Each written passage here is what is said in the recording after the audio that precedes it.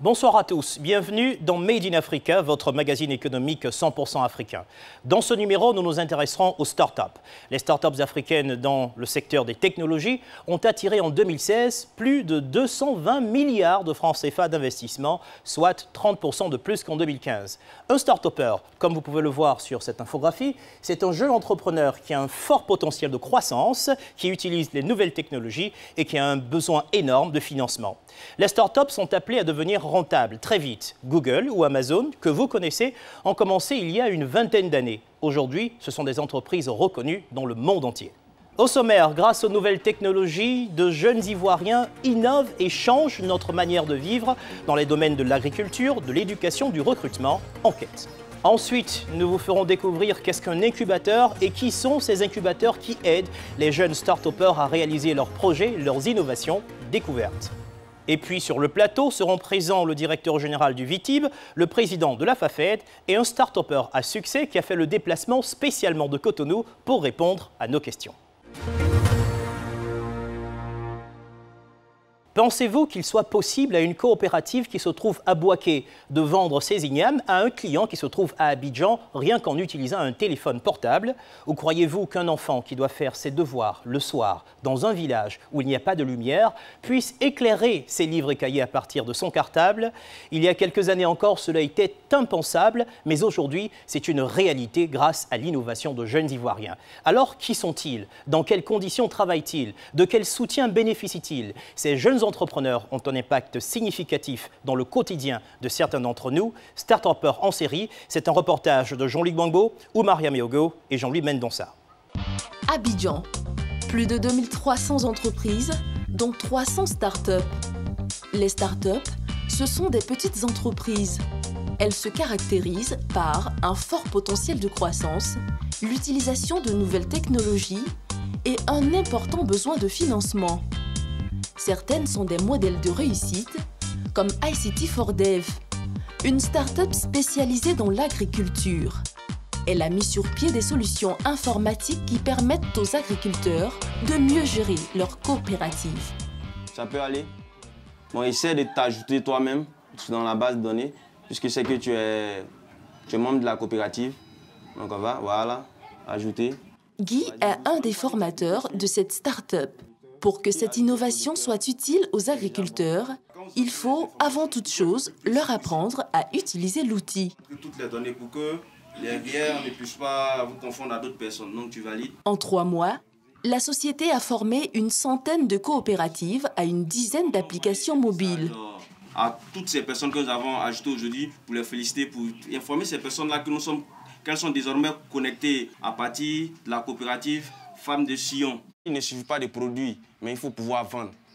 Et il faut pouvoir bien vendre. Mais comment vendre? Or, les TIC sont un puissant canal de vente. C'est un puissant canal de communication. Et c'est un puissant canal aussi de formation.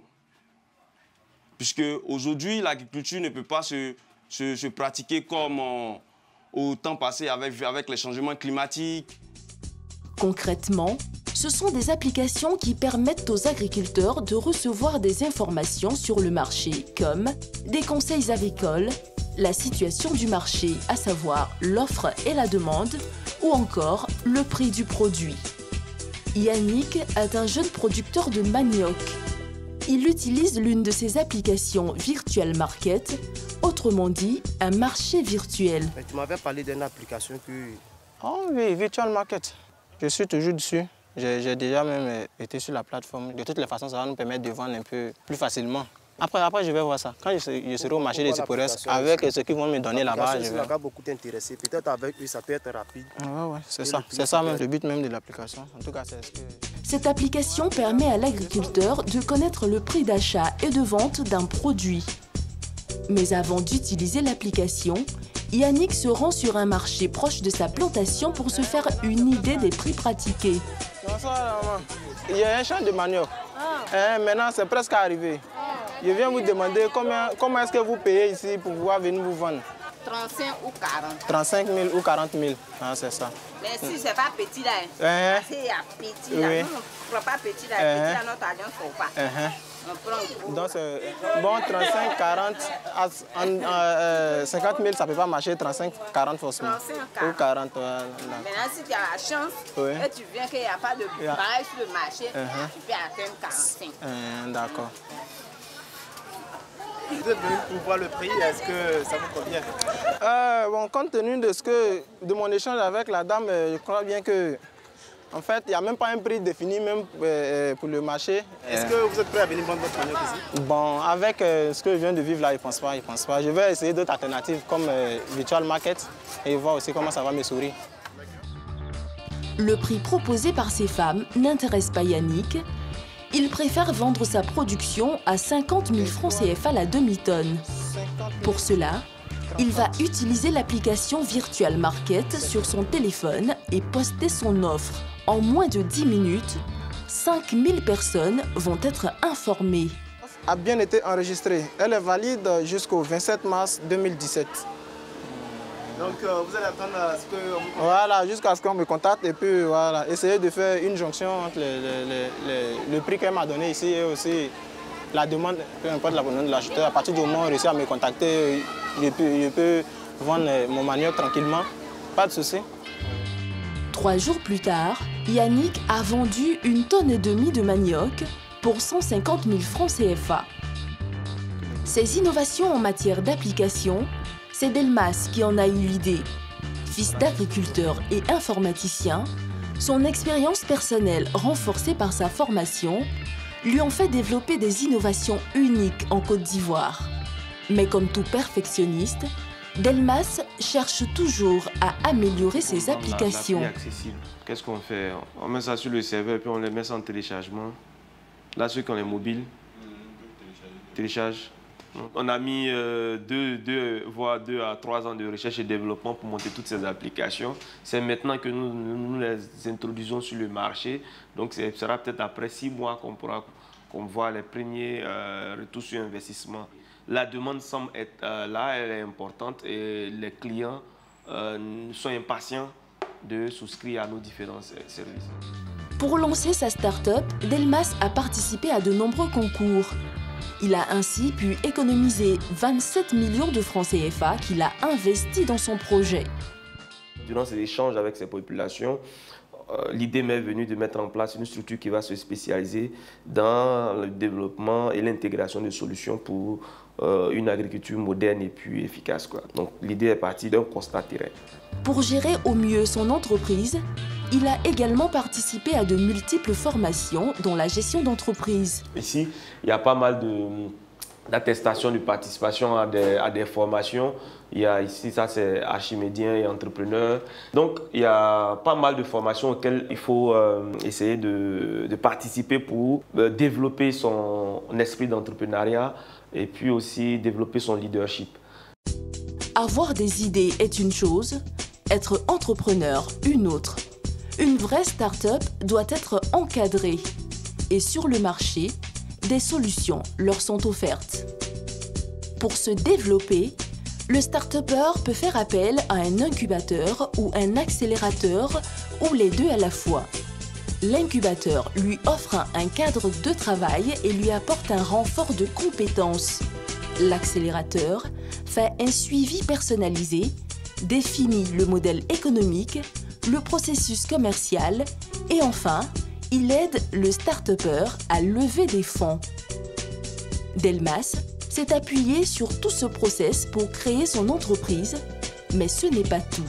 Il fallait qu'on ait nous-mêmes notre propre siège et qu'on puisse développer nos activités, qu'on soit à l'aise dans notre environnement. Donc aujourd'hui, nous sommes en partenariat avec Life Saving, le fonds d'investissement Life Saving Nadra qui est basé en France, qui détient environ le quart du capital de ICT4Dev. Le deal avec eux, c'était qu'ils nous injectent d'abord du capital, de l'argent frais pour nous aider à mettre en place la structure à l'intérieur. On a ouvert des bureaux dans les différentes villes. Maintenant, la next step, c'est de nous accompagner avec un appui financier pour le décollage, pour tout ce qui est commercialisation, communication, marketing sur le terrain. Et aussi, une partie du stage va nous permettre de travailler sur d'autres innovations qui sont encore dans les pipes chez nous. Ils ont apporté combien? Ils ont apporté autour de 40 000 € dans un premier temps et en attendant une deuxième enveloppe de 40 000 € pour la seconde phase. En 6 mois, ce fonds a investi plus de 26 millions de francs CFA pour aider cette start-up. Si Delmas a ses propres locaux, la majorité des jeunes start-upers travaillent soit de chez eux, soit dans des coworking space au 4e étage de cet immeuble ADN Factory. Un coworking space de 250 mètres carrés, 10 startups y sont hébergées. Son dirigeant, Franck Berthaud. On a des offres qu'on appelle les box. Donc par exemple une entreprise qui s'appelle Link ici, Business. Donc eux, ils louent un espace dédié. Donc ils font ce qu'ils veulent à l'intérieur de leur espace. Ça, c'est un premier exemple. Donc dans cet espace ici, vous avez un open space avec plusieurs entreprises qui sont hébergées. Principalement des entreprises qui travaillent dans le domaine du net. Donc là, c'est ce qu'on appelle le studio. Ici, c'est vraiment le laboratoire des créatifs, le laboratoire des web développeurs. Chaque usage a une offre et l'idée, c'est vraiment de travailler sur la modularité. Les locations sur l'année, c'est un paquet global de 500 000 francs qui comprend le mobilier, l'internet, qui comprend l'accès à la salle de réunion. Un espace de travail essentiel pour jeunes start-upers. Fousseni, 27 ans, est manager de Trust In, une start-up française qui vient d'ouvrir sa filiale ivoirienne. Cette entreprise repère et recrute de jeunes étudiants à la recherche d'emploi pour le compte d'entreprises étrangères. C'est donc chez ADN Factory qu'il fait passer ses entretiens. Je vous ai convoqué pour un entretien d'embauche pour une société qui évolue dans le domaine des coffres-forts. Une société française qui veut lancer ses activités en Côte d'Ivoire. Donc il s'agit principalement de faire de la prospection. Donc je vais te laisser te présenter. Silvio a un master en administration des entreprises. Mais est-ce que vous avez déjà participé à une étude de marché? Ok, moi déjà j'ai déjà fait une étude de marché pour mon propre compte. D'accord. Dites-nous concrètement et en quelques mots, quelle est la mission de Trust In ici en Côte d'Ivoire? Ça consiste simplement à accompagner les entreprises étrangères dans leur stratégie d'installation. Et en deuxième lieu, ça permet aux jeunes gens, aux jeunes africains de pouvoir bénéficier de ces offres d'emploi-là qui ne sont pas postées sur les sites de recrutement. Eux, ils arrivent à voir effectivement quelles sont les personnes qui ont le potentiel de pouvoir travailler. L'entretien va durer une vingtaine de minutes. Fousseni semble satisfait du profil de Silvio. Donc Silvio, il y a de fortes chances que je revienne vers vous avant la fin de la semaine pour essayer de vous dire si oui ou non vous êtes retenu. Mais d'ores et déjà, j'ai pris bonne note de tout ce que vous avez dit. Je vais faire le feedback à mes responsables. Et comme je vous l'ai dit, avant la fin de la semaine, vous serez situé.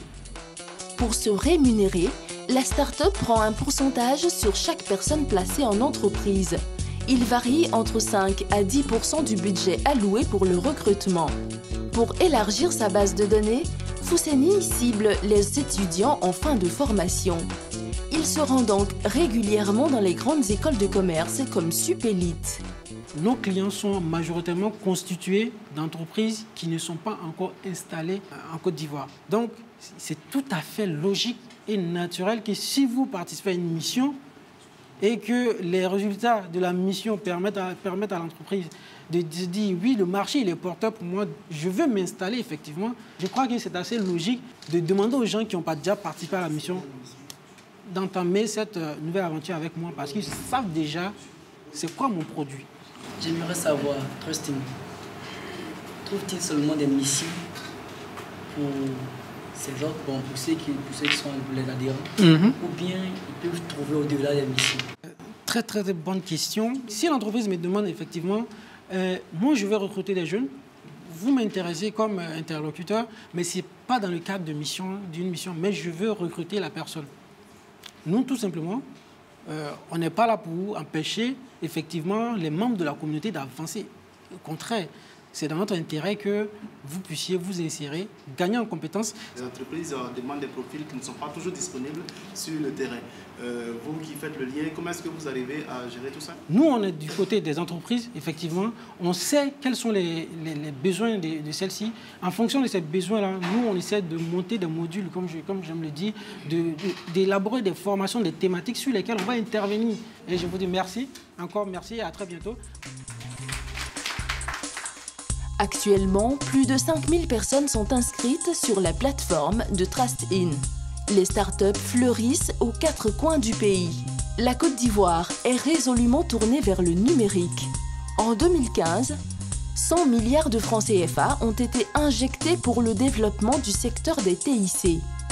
Dans cette effervescence, certaines startups s'affichent comme des modèles. C'est le cas de SolarPack, dont Évariste Akoumian est le dirigeant. Il a créé le fameux cartable solaire. Déjà, nous avons réalisé 500 cartables que nous avons distribués gratuitement, mais c'était les tout petits. Donc, les remarques que nous avons eues sur le terrain est que nous devons faire encore plus grand pour que l'enfant puisse plus arranger les effets à l'intérieur. Comme ce grand sac que vous voyez, ça c'est, on peut dire, c'est le modèle que nous allons commercialiser maintenant.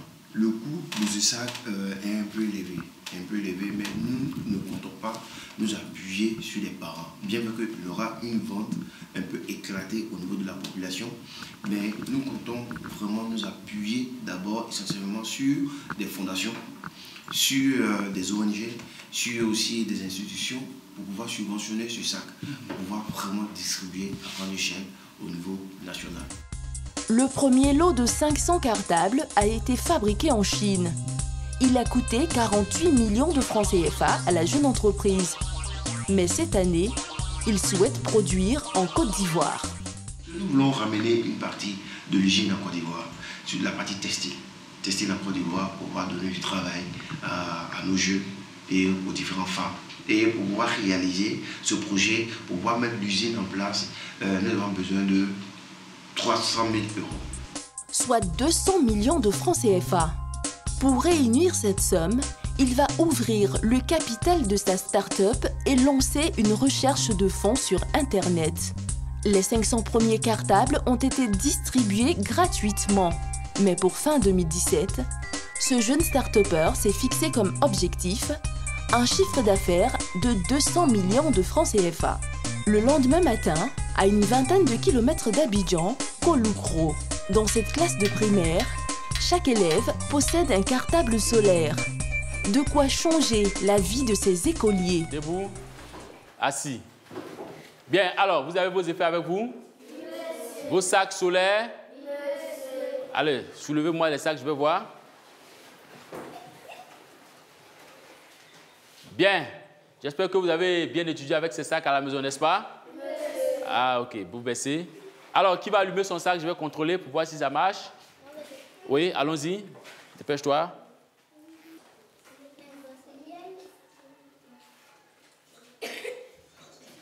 Bien. J'ai toujours dit que chaque fois que je vais contrôler les sacs, ça va? Les sacs doivent être toujours gardés en bon état. C'est compris? Est-ce que les sacs solaires ont vraiment un impact sur le résultat de vos enfants? Cela vraiment a eu beaucoup d'impact sur le rendement des enfants parce que grâce à ces sacs, vraiment les enfants étaient un peu enclavés et ça leur a procuré un peu la lumière. Ça leur permet de réviser un peu les leçons à la maison, de faire l'exercice correctement et en classe aussi, on sent réellement que le travail avance.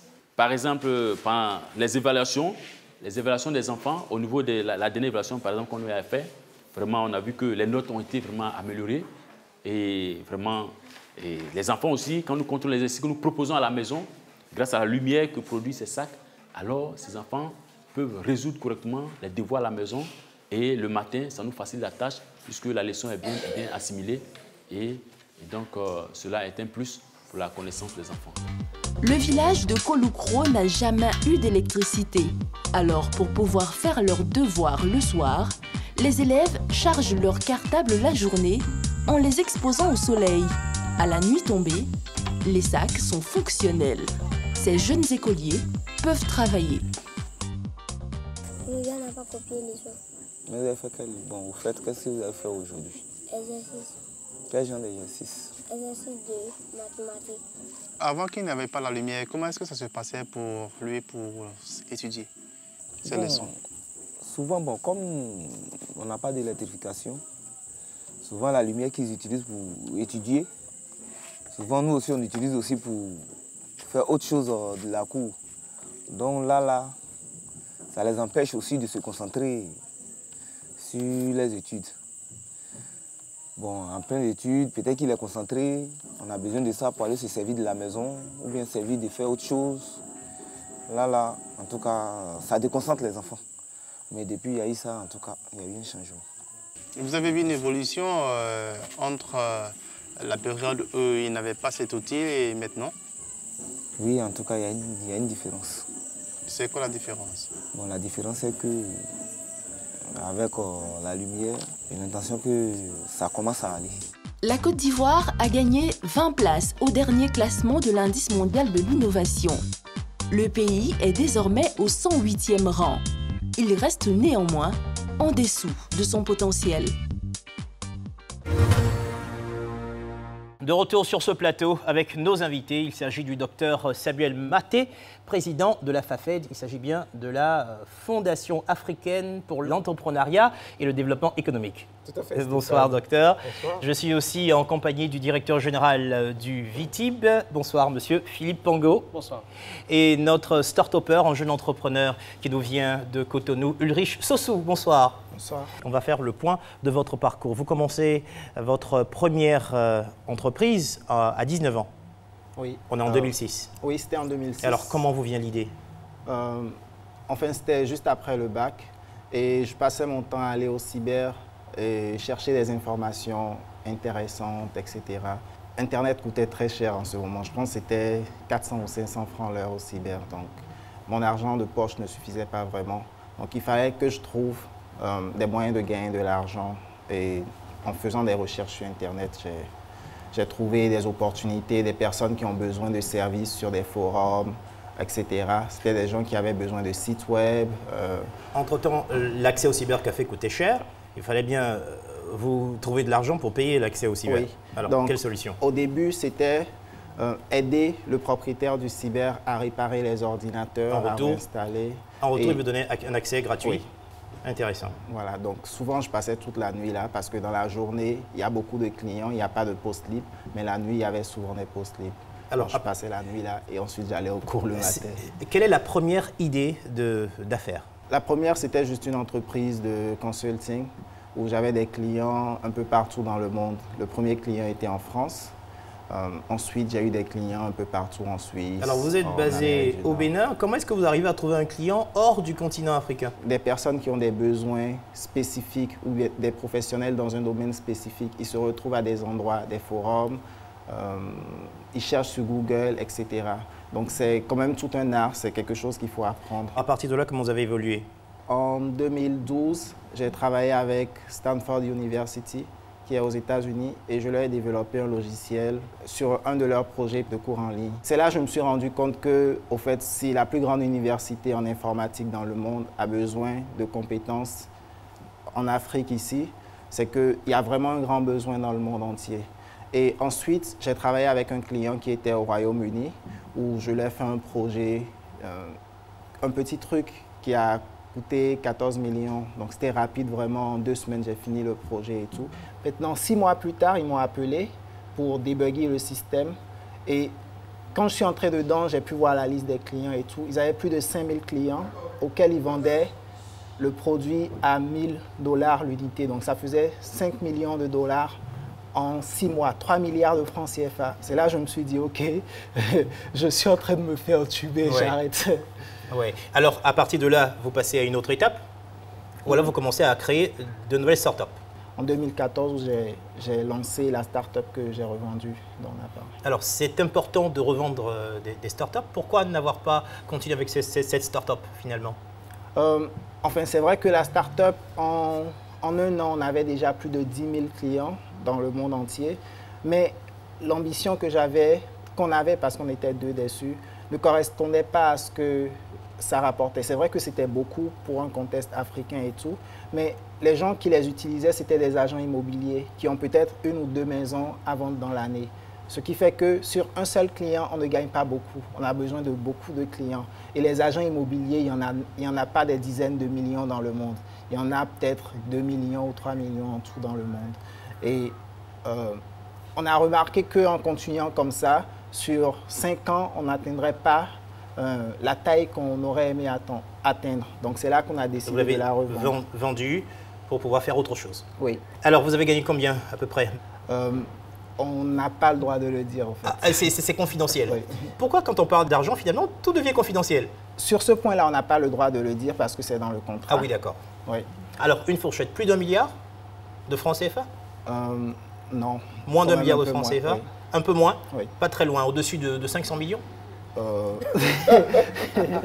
Là, vous essayez de deviner. Ben non, on veut juste une fourchette parce que si vous êtes une source de motivation, il faut que vous puissiez vraiment motiver tout le monde. Ok, je peux donner un chiffre et dire que la première année, nous avons fait 80 millions de chiffre d'affaires. Vous, mais à cette époque, vous opériez vous-même oui. la solution. C'est déjà un chiffre peut-être qui pourrait vous satisfaire. Messieurs, lorsque vous voyez un jeune homme comme ça qui entreprend très tôt, c'est que c'est quand même assez rare, surtout sous nos tropiques. On a beaucoup d'autres jeunes comme lui. Nous, au niveau de la FAFED, nous avons sillonné la Côte d'Ivoire. On voit des jeunes qui créent des entreprises très tôt, peut-être dans le domaine agricole, etc. Non pas nécessairement dans le domaine de la technologie, mais par rapport à l'âge, je pense qu'on a des jeunes, effectivement, nous, on le remarque quand on est sur le terrain. Il ne faut pas nécessairement avoir toute la formation d'entrepreneur, mais il faut savoir s'entourer. Il faut savoir s'entourer soit d'un incubateur ou bien en tout cas de partenaires qui lui apportent le complément à l'innovation qu'on a. L'innovation, c'est l'étincelle de départ. Ulrich, vous avez été bien entouré dès le départ? Je passais 18 heures de temps sur Internet. Oui. Donc, ce qui m'entourait, c'était les connaissances des autres. Voilà. Oui. Alors, qu'est-ce qu'on comprend par le terme innovation? Est-ce qu'il faut juste régler un problème local, donc au niveau national ou africain, ou alors il faut penser plus grand, plus vaste, plus global, songer à résoudre des problèmes qui soient au niveau international? Innovation, ça peut être à plusieurs niveaux. Donc, quand on parle d'innovation, souvent on pense d'abord à une innovation technologique. Enfin, créer une nouvelle technologie qui va permettre de faire plus facilement, plus rapidement, etc. Quelque chose qui se faisait déjà. Mais il peut juste avoir des innovations au niveau du management, il peut avoir des innovations au niveau de la logistique, etc. qui permettent pour certaines entreprises qui ne sont pas du tout technologiques d'avoir vraiment cette forte croissance-là et de devenir très rapidement de grandes entreprises. Et c'est important. Parlons du financement. Ce monsieur qui est en face de vous croit qu'il est possible d'entreprendre à partir de 0 francs. Alors, est-ce que vous pouvez nous parler de cette solution? Ma première entreprise, je l'ai démarrée, n'est-ce pas, à partir de mes fonds propres, avec 5 000 francs CFA. Et le premier mois, je me suis fait 1 million de francs CFA. Donc, en fait, pour nous, le 0 franc revient à dire que je démarre mon entreprise sans avoir recours à un financement extérieur. Et c'était quelle entreprise que vous avez débuté? Dans quel domaine? C'était dans le domaine de la formation informatique. J'étais parti chercher des étudiants en informatique. Je suis parti louer des ordinateurs. Et je suis parti ensuite négocier avec une école pour que les élèves de cette école puissent payer à l'avance, etc. Donc j'ai mis en place un système qui me permettait de pouvoir démarrer mon entreprise sans avoir recours, n'est-ce pas, à un financement extérieur, bancaire ou d'une autre personne. Intéressant. Ulrich aspire à être le Steve Jobs africain. Alors, on en parle. Quel est votre chiffre d'affaires aujourd'hui? Je ne peux pas dire, j'ai pas envie de le dire. C'est confidentiel. Quelles sont donc vos ambitions? Mon ambition actuellement, c'est dans les 10 prochaines années, de participer à la création d'une entreprise qui aurait au moins $1 milliard de capitalisation. Dans les 5 prochaines années, au moins plusieurs entreprises de $100 millions de capitalisation. 1 milliard? Oui. 1 milliard de dollars. Alors, c'est intéressant. C'est ambitieux, vous avez dit en 5 ans? 1 milliard en 1 milliard de dollars en 10 ans. Oui. Et à partir de 0 francs. Oui. Et aujourd'hui, vous pesez 500 millions. C'est ce qu'on dit. C'est ce qu'on dit. Alors, il n'assume pas. 500 millions, c'est quand même un peu ridicule comme somme, je trouve. Ouh là là. Ça me dérange un peu. Au fait, je vois que les gens parlent beaucoup d'argent et ça me dérange. Et 500 millions, c'est pas beaucoup.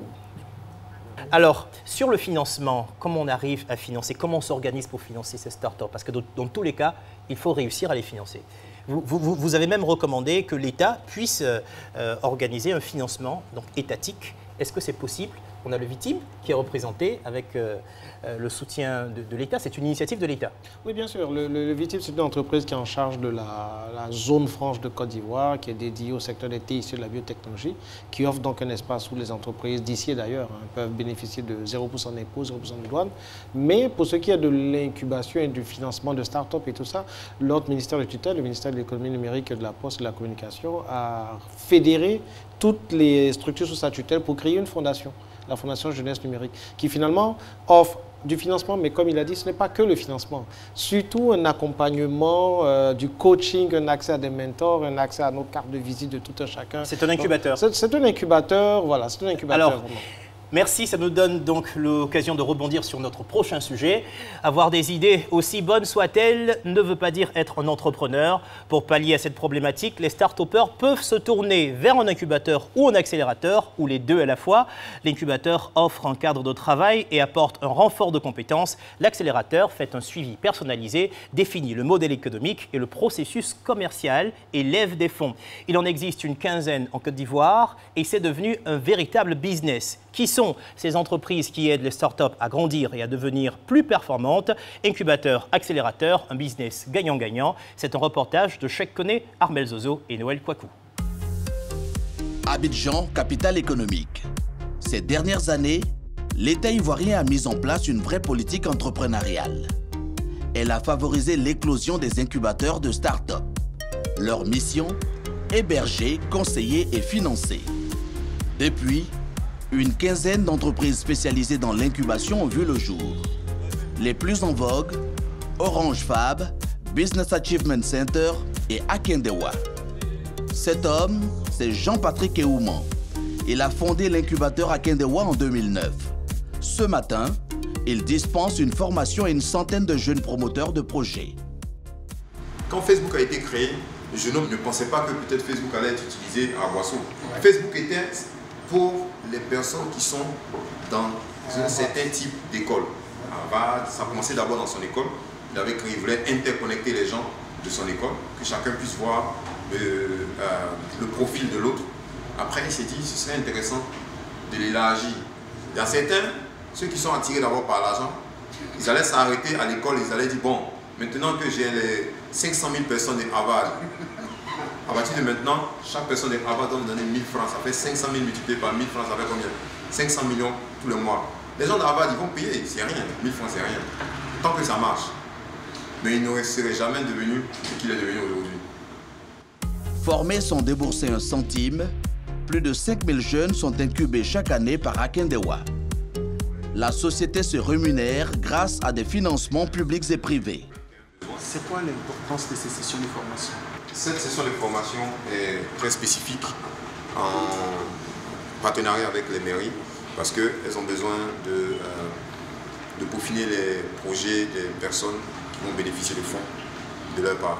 Donc nous, mon travail en tant que coach, c'est de les emmener à mieux présenter leurs projets de sorte à ce que le financement puisse venir le plus vite possible. Et au-delà du financement, qu'ils puissent avoir des armes, sinon le savoir-faire nécessaire pour pouvoir mieux exécuter leur projet. Un programme d'1 mois de formation lui font gagner 365 millions de francs CFA. Autre acteur sur le marché, Orange Fab, filiale ivoirienne du géant européen des télécoms Orange. Cet incubateur, comme les autres, aide les startups à croître plus rapidement. Sa différence, offrir un accompagnement financier en échange d'une prise de participation dans la future start-up. Sadamoudou Kaba, expert en télécommunications formé à Londres, en est le directeur. Il rend visite à une start-up spécialisée dans la conception d'applications médicales. Ce programme remporte un franc succès. On a 13 prestataires déjà qui utilisent la solution. D'accord. Et vu que nous avons 1 mois en fait, de gratuité que nous leur offrons pour pouvoir déjà se familiariser à la solution, prendre la main. Donc il y a 13 prestataires qui sont sur la plateforme et il y a 4 qui qui ont fait des promesses de paiement. Ça, c'est une solution de prise de rendez-vous médical, une solution qui existe déjà. À l'origine, ce n'était pas la solution avec laquelle ils sont rentrés à Orange Fab, mais c'était un axe de développement pour eux. Nous le soutenons. Ça répond à quoi ces visites chez certaines startups que vous avez eu à accélérer? Nous disons Orange Fab une fois, Orange Fab toujours. Donc c'est un peu ça, c'est ce qu'on essaie de faire, de continuer à les guider, à les orienter et leur permettre d'éclore. Est-ce qu'ils bénéficient de votre réseau d'affaires pour pouvoir booster leur activité? Clairement. Par exemple, l'Institut de cardio, nous avions déjà travaillé avec eux, avec une start-up. D'ailleurs, c'est une institution, je pense, qui est très portée sur l'innovation, sur la qualité du service et qui veut vraiment suivre ses malades de la meilleure des façons. Et donc, avec qui nous n'avons pas grand mal à travailler. Chaque fois que nous leur recommandons de nouvelles solutions, ils accordent la plus grande attention pour analyser, pour voir et donner la chance à ces produits d'avancer. Qu'est-ce que ça vous a apporté d'être passé à l'accélérateur Orange Fab? Nous avons eu un apport financier, premièrement. De combien? De 10 millions de francs. Et en plus de ça, à l'entrée du Fab, nous avons peut-être une idée de notre solution. Et à la sortie, on sort avec un produit beaucoup plus mature. Outre la notoriété de l'entreprise, les start-upers bénéficient du soutien d'une entreprise internationale sans rien débourser. De quoi faire des jaloux. Orange Fab, victime de son succès, on accuse l'entreprise de vol d'idées ou de projets. Les idées, tout le monde en a. La même idée, des milliers de personnes l'ont. Ce qui fait la différence, c'est celui qui met à exécution. Donc, je pense que les porteurs de projets, les fondateurs, doivent se préparer. Et la préparation requiert que, justement, ces idées soient protégées. Et la loi est là pour cela. Nous sommes à Cocody-en-Grès, au siège de Business Achievement Center. La construction de ce centre a coûté plus d'1 milliard de francs CFA. Son fondateur, Désiré Conan, expert comptable, il détient le plus ancien des incubateurs de Côte d'Ivoire. Ce palier, il y a une 30aine de bureaux. Mais ces bureaux-là auront la spécificité en grande partie d'être utilisés pour les jeunes entrepreneurs que nous allons héberger à raison de 6 par bureau, parce qu'il y a 6 plages horaires chaque jour que nous avons déterminées de 2 heures. Donc il y a une plage horaire globale de 12 heures dans une journée qui part de 8 heures à 20 heures. Et chaque jeune utilisera le bureau à raison de 2 heures par jour dans un nouveau projet que nous appelons Programme d'accompagnement et de réseautage des jeunes entrepreneurs. Combien va débourser chaque jeune pour bénéficier de ces commodités? Ils auront donc l'utilisation des bureaux. Ça fait environ 2 heures par jour, 10 heures par semaine et 40 heures par mois. Ensuite, ils bénéficieront totalement de l'assistance comptable. Ils bénéficieront également de l'assistance juridique. Ils bénéficieront en outre de la formation, au minimum une séance de formation par mois. Ils bénéficieront également d'une séance de notre club affaires où on réunit en général des jeunes entrepreneurs une fois par mois qui échangent sur leurs pratiques autour d'un thème mensuel que nous avons défini. Ils vont également bénéficier possiblement de l'accompagnement financier, mais ça c'est optionnel puisque c'est avec des partenaires financiers qu'on fera cela. Mais combien débourseront ces jeunes? On va se dire dans une fourchette raisonnable entre 250 et 300 000 francs. Sa société incube une centaine de start-up par an. Elle est en constante progression. Retour avec Jean-Patrick Eouman, l'incubateur Akendewa. L'une de ses plus grandes fiertés, cette start-up SynetPay. En 2 ans, cette société spécialisée dans le paiement mobile s'est imposée au Mali et au Burkina Faso. En 2016, elle a réalisé 1 milliard de volume de transactions monétaires et travaille avec les plus grands opérateurs de téléphonie mobile. Vous êtes sûrement les premiers dans tout le réseau mondial de fonds d'instituts à pouvoir intégrer un moyen de paiement mobile qui permet aux Africains de pouvoir acheter sur les sites européens et américains. En 2017, nous devons être présents dans 5 pays de l'Afrique de l'Ouest. Et l'objectif, c'est qu'en 2018, nous puissions être présents dans les 8 pays de l'Afrique de l'Ouest. Donc au premier trimestre, nous devons être présents au Mali et l'effectivité de cette action, elle est déjà, la filiale SNEDP Mali est déjà créée. On est en train de signer avec l'opérateur Orange Money Mali pour pouvoir intégrer le mobile money du Mali. Le deuxième trimestre de l'année, nous devons être présents au Sénégal. Le troisième trimestre de l'année, nous devons être présents au Togo. Et puis le quatrième trimestre de l'année, nous devons être présents au Bénin. Cette start-up est l'une des start-up que vous avez accélérée. Alors, quelle est l'évaluation que vous faites? Sur les 25 startups qui étaient en course au départ, il n'y en a que 9 qui ont réussi. Et parmi ces 9-là, il y en a 4 qui se démarquent très nettement vis-à-vis des autres. Et SNEDP est sûrement l'une des top 2 ou top 3. Martial bénéficie toujours du soutien d'Akendewa. Jean-Patrick entrera dans le capital de la start-up si elle réalise plus de 2 milliards de transactions par an. Dans un premier temps, ils nous ont appris à croire en nos rêves. Quelles que soient les difficultés, quelles que soient les embûches, quels que soient les obstacles, il faut croire en nos rêves. Dans un deuxième temps, ils nous ont amenés à penser grand, à rêver grand. Si on n'était pas passé au fond de l'Institut, on serait toujours en train de penser petit, en train de croire que ce n'est pas possible, en train de croire que c'est impossible en Afrique, c'est difficile, on ne peut pas le réaliser en Afrique. Pensez déjà à faire payer les entreprises occidentales pour un produit made in Africa. Ça, c'est l'idéal. Akendewa n'accompagne pas uniquement les jeunes entrepreneurs. La société a lancé récemment un vaste programme d'incubation pour des personnes sans projet. Gratuitement, 4500 jeunes se sont inscrits pour prendre part à ce programme financé entièrement par l'opérateur Move Côte d'Ivoire. Jean-Patrick appelle cela de l'incubation par l'éducation. Vous avez fait LinkedIn tout à l'heure, mais je pense avant ça, vous avez eu 2 autres formations, c'est bien ça, hein? Vous avez fait quoi d'autre? Technique de recherche, parce que chercher sur Internet, c'est tout un art. Il y a une manière de chercher, il y a des manières, il y a des requêtes bien spécifiques pour tomber sur des résultats bien spécifiques, des résultats géolocalisés par exemple, des résultats adaptés au mobile. Donc toutes ces choses-là sont très importantes à savoir si vous voulez utiliser les technologies de manière optimale. Est-ce que cette session de formation s'inscrit dans le métier de l'incubation que vous faites déjà? Alors pour nous, l'incubation et l'accélération sont des choses qui peuvent être faites à plusieurs niveaux. Ces jeunes-là, pour l'instant, n'ont pas forcément commencé à entreprendre, sinon à créer des startups. Mais pour pouvoir avoir des idées de startups, pour pouvoir essayer de résoudre des problèmes avec des solutions technologiques, il faut à un moment donné savoir ce qui existe et comment ce qui existe fonctionne.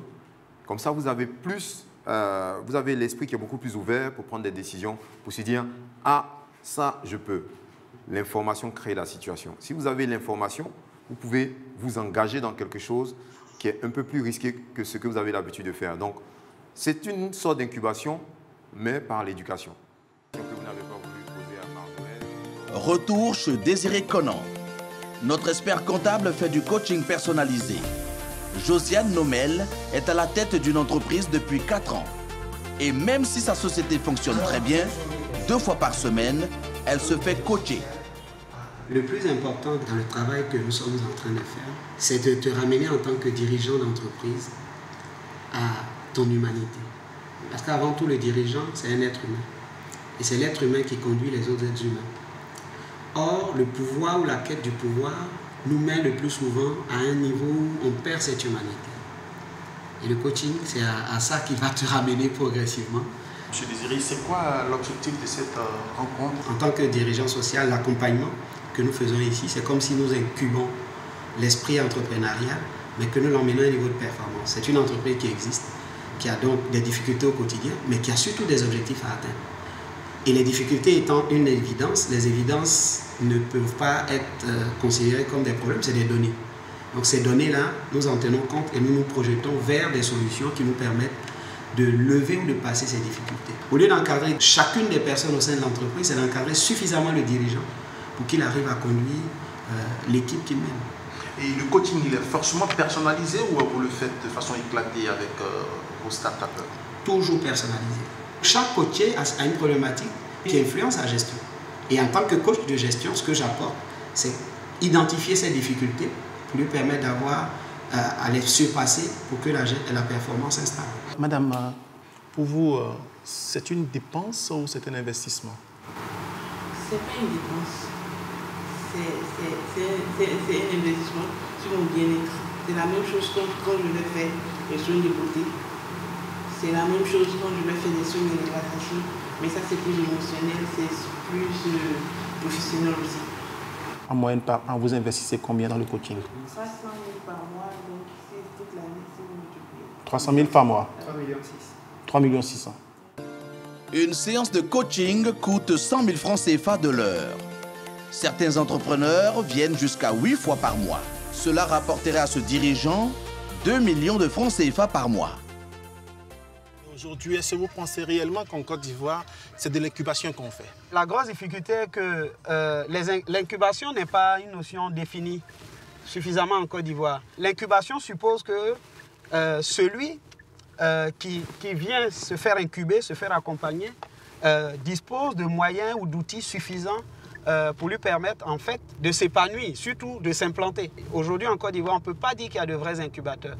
Est-ce que ça joue sur l'éclosion même des startups? Est-ce que ça a un impact? Ah oui, naturellement. Quand on n'a pas de méthodologie, on n'a pas de méthode, ou on n'a pas les outils pour épanouir la jeune entreprise, qu'est-ce qui se passe?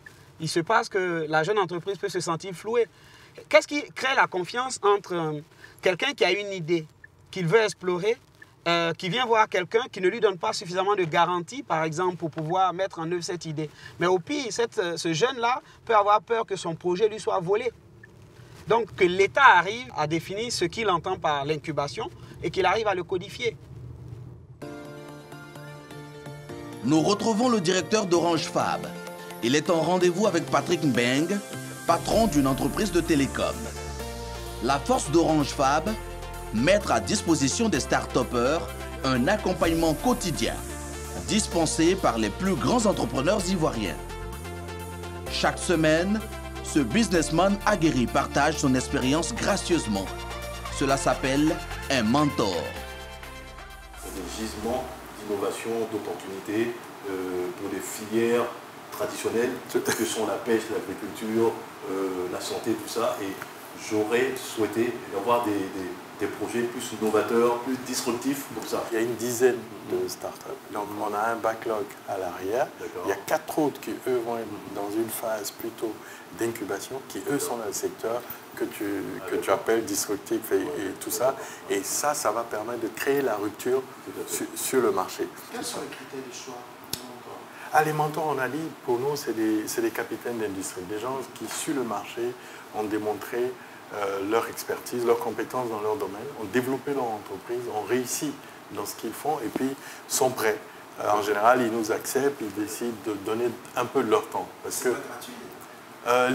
ils le font à titre gracieux. C'est du bénévolat, on peut appeler ça comme ça. C'est pas du tout. C'est du bénévolat, c'est sûr, mais ça nous profite d'une certaine façon.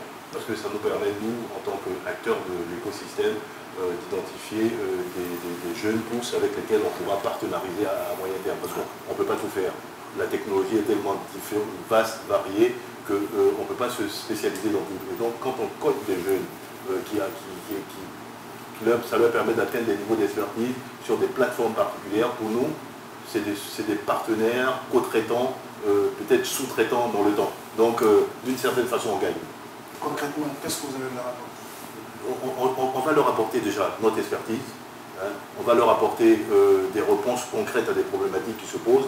Là où nous on a mis des années pour construire des solutions, on leur donne la capacité d'accélérer la possibilité de construire leurs solutions et on permet de leur apporter tous les facteurs clés de succès dans leur parcours. Allez, merci. Orange investit chaque année 150 millions de francs CFA dans son incubateur. En 2 ans, le programme d'Orange Fab a permis à 8 startups d'émerger. 8 startups qui ont bénéficié d'une aide financière de 10 millions de francs CFA chacune. de retour sur ce plateau avec nos invités. Alors, qu'est-ce que ça vous inspire, monsieur le directeur général? Je profite d'ailleurs pour féliciter un peu vos réalisateurs pour cet élément qu'on vient de voir. Il est très bien fait. C'est une très belle image de la réalité d'aujourd'hui. Parce qu'effectivement, en 2012, en tout cas, quand moi je rentrais dans mon pays, je parlais d'incubation et vraiment, ce n'était pas encore un mot à la mode. Alors qu'aujourd'hui, vous regardez, on vient de voir une demi-douzaine d'entre elles qui ont pignon sur rue ici à Abidjan. C'est-à-dire que vraiment, les choses ont évolué. Les choses ont évolué, donc il y a un écosystème qui est en train de se mettre en place. Il manque encore quelques éléments. Vous savez, le porteur de projet aujourd'hui a besoin d'être accompagné sur tellement d'aspects. La protection intellectuelle, par exemple, la propriété intellectuelle, c'est nouveau ça pour nos porteurs de projets. Il manque ces différentes strates d'investisseurs, les angels, ceux qui investiraient 300 000 $, 500 000 $, qui le revendraient le business à d'autres qui en mettent $1 million, ensuite à 5 millions $. Bref, tout cet écosystème de financement par vague. Alors, comment on arrive à l'organiser? Il faut l'encadrer. Est-ce que c'est la responsabilité de l'État de mettre en place le cadre qui permettra à ces incubateurs de progresser? Quel est votre avis dessus? L'idée d'incubation est naissante dans notre pays. Et aujourd'hui, la réalité, c'est que le premier start-up incubé dans l'incubateur, c'est l'incubateur lui-même. En ce sens que beaucoup sont en train d'expérimenter l'incubation. Donc, l'État a sa part à faire dans d'autres parties du monde. L'État injecte des fonds directement. Aujourd'hui, l'État, à travers le ministère de la Communication, de l'Économie numérique et de la Poste, a décidé de créer une fondation, la Fondation Jeunesse Numérique, qui non seulement donne des fonds, mais accompagne, donne du coaching. C'est de l'incubation vraiment ciblée dans certains secteurs. Donc, l'État a une part à faire, ça c'est sûr. Monsieur le directeur général du VITIB nous dit que c'est un domaine qui est neuf. Alors, est-ce que c'est parce que c'est neuf qu'on doit laisser les choses aller comme ça, ou alors est-ce que vous ne croyez pas qu'il faut quand même encadrer ce secteur? On se rend compte qu'on a en face, n'est-ce pas, des jeunes et où on a des terminologies incubateurs, pépinières, couveuses, accélérateurs. Le jeune ivoirien, le jeune africain embrouillé devant toutes ces terminologies. On a entendu parler d'incubation, de formation, etc. Donc, il n'y a pas encore réellement un consensus autour de cela. Est-ce qu'il faut y arriver? Et je pense que ce consensus, il faut y arriver. Mais pour arriver à ce consensus, déjà sur le terrain, il faut une approche, il faut des centres intégrés. Et la deuxième chose que j'aimerais dire, c'est qu'il y a également un problème d'encadrement et de légiférer.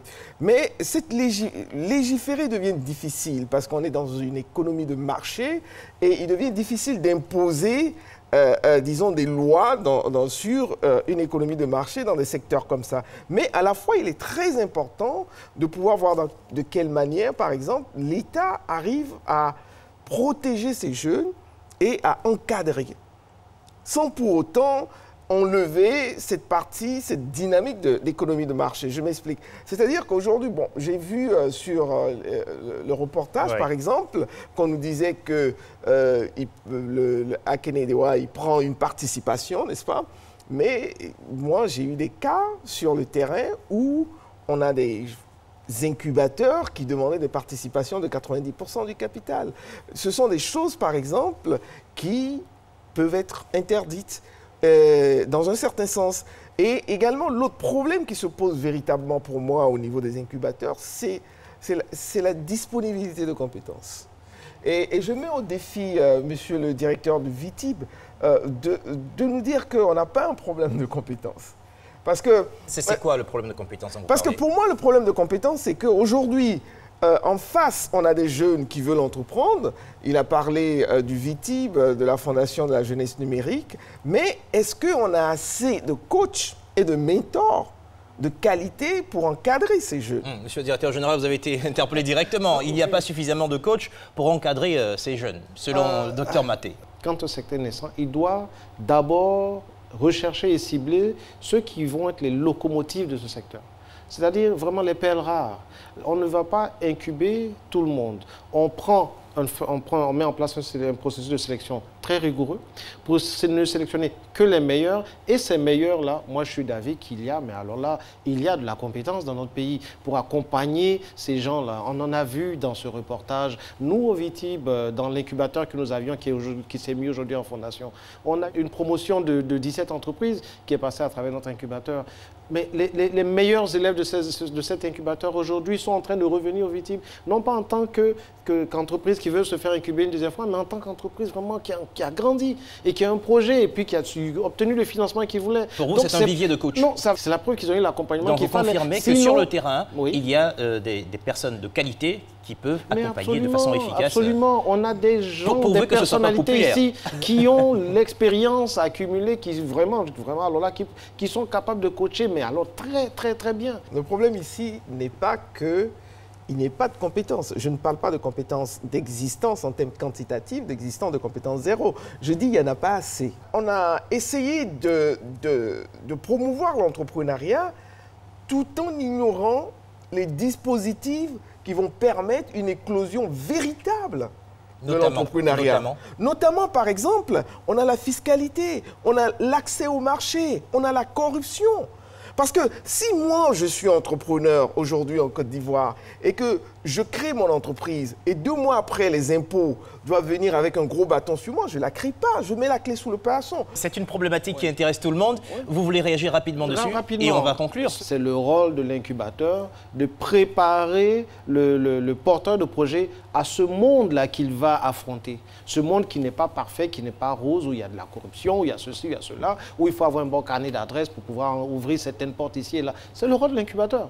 Je suis entièrement d'accord avec l'approche ciblée parce que lorsqu'on a commencé notre incubateur à Cotonou, il y a à peine 2 ans quelques mois, on a commencé avec 5 entrepreneurs. Maintenant, on a un écosystème de 60 entrepreneurs, 12 entreprises. Donc, ce qu'on constate, c'est que lorsqu'on apprend à des jeunes comment faire certaines choses, ils peuvent partager ce savoir. Donc, on a une croissance exponentielle. Nous-mêmes, quand on commençait, on n'imaginait pas qu'en 2 ans, on serait avec une 60aine de personnes qui sont dans notre écosystème. Donc, par exemple, quand on dit qu'il n'y a pas beaucoup de jeunes ou de personnes même en général en Afrique qui savent vendre leurs produits, rester juste ici avec un ordinateur et avoir en quelques mois des milliers de clients dans le monde, si moi je l'apprends à 10 personnes et qu'un an plus tard, ces 10 personnes l'ont appris aussi, chacune à 10 personnes, ça fait une centaine de personnes comme ça. Mais on commence par une élite. Alors, question.